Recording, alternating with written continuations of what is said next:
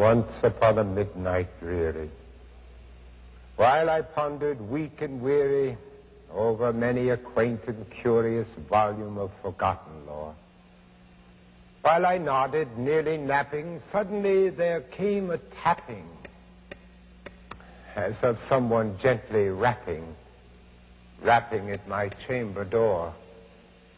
"'Tis some visitor," I muttered, "tapping at my chamber door, only this and nothing more."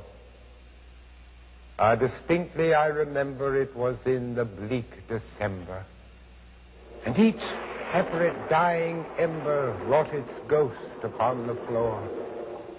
Eagerly I wished the morrow, vainly I had sought to borrow from my book surcease of sorrow, sorrow for the lost Lenore, for the rare and radiant maiden whom the angels call Lenore, nameless here forevermore. And the silken, sad, uncertain rustling of each purple curtain thrilled me, filled me with fantastic terrors never felt before, so that now, to still the beating of my heart, I stood repeating, "'Tis some visitor entreating entrance at my chamber door. Some late visitor entreating entrance at my chamber door. This it is, and nothing more." Presently my soul grew stronger, hesitating then no longer. "Sir," I said, "or madam, surely your forgiveness I implore. But the fact is I was napping, and so gently you came rapping, and so faintly you came tapping at my chamber door, that I scarce was sure I heard you. Here I opened wide the door. Darkness there, and nothing more. Deep into that darkness peering long, I stood there wondering, fearing, doubting, dreaming dreams no mortal ever dared to dream before. But the silence was unbroken, and the stillness gave no token, and the only word there spoken was the whispered word, "Lenore." And I whispered back, and an echo murmured back, "Lenore."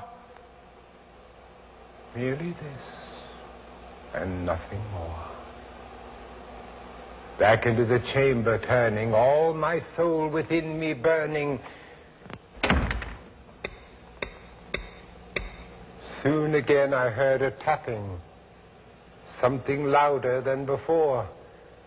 "Surely," said I, "surely that is something at my window lattice.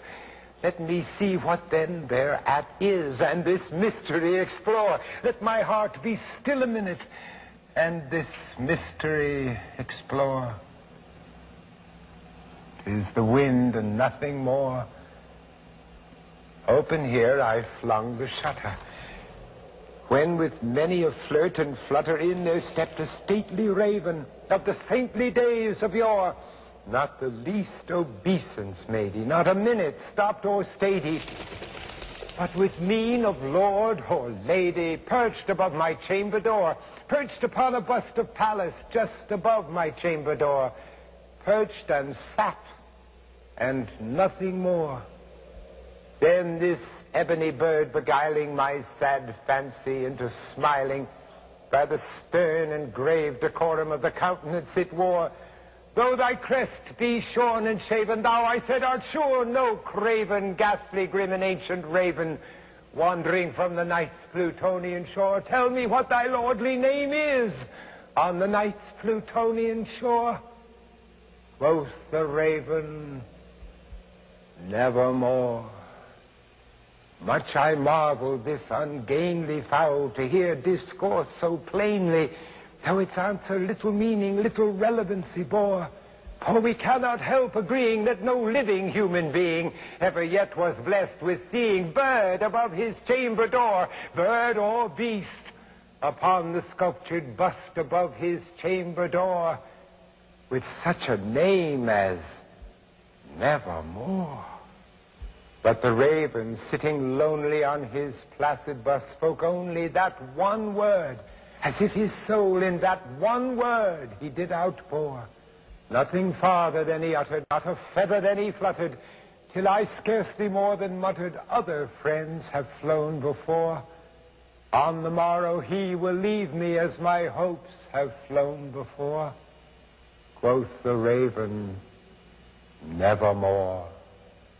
Startled by the stillness broken by reply so aptly spoken, doubtless, said I, what it utters is its only stock and store, caught from some unhappy master, whom unmerciful disaster followed fast and followed faster, till his songs one burden bore, till the dirges of his hopes that melancholy burden bore of never, nevermore.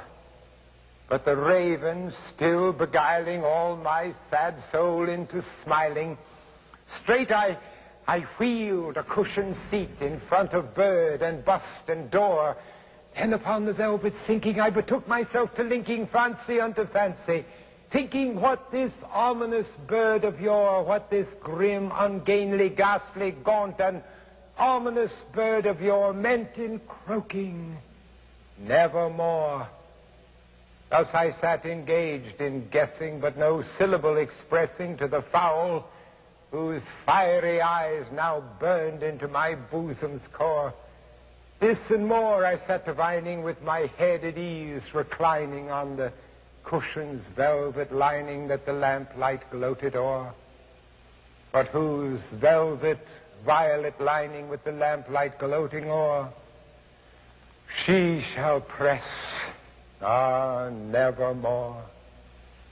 Then methought the air grew denser, perfumed from an unseen censer, swung by seraphim whose footfalls tinkled on the tufted floor.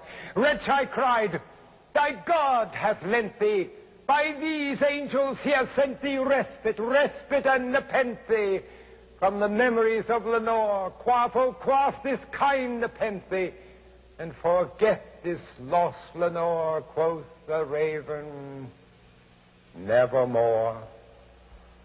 Prophet, said I, thing of evil, prophet still, if bird or devil, whether tempter sent or whether tempest tossed thee here ashore, desolate yet all undaunted, on this desert land enchanted, on this home by horror haunted, tell me, I implore, is there balm in Gilead? Tell me, I implore. Quoth the raven, nevermore. Prophet, said I, thing of evil, prophet still, if bird or devil, by that heaven that bends above us, by that God we both adore, tell this soul with sorrow laden, if within the distant Aden it shall clasp a sainted maiden, whom the angels name Lenore, clasp a rare and radiant maiden, whom the angels name Lenore. Quoth the raven, nevermore. Be that word our sign of parting, bird or fiend, I shrieked upstarting, get thee back into the tempest and the night's Plutonian shore. Leave no black plume as a token of that lie thy soul has spoken. Leave my loneliness unbroken, quit the bust above my door. Take thy beak from out my heart, and take thy form from off my door.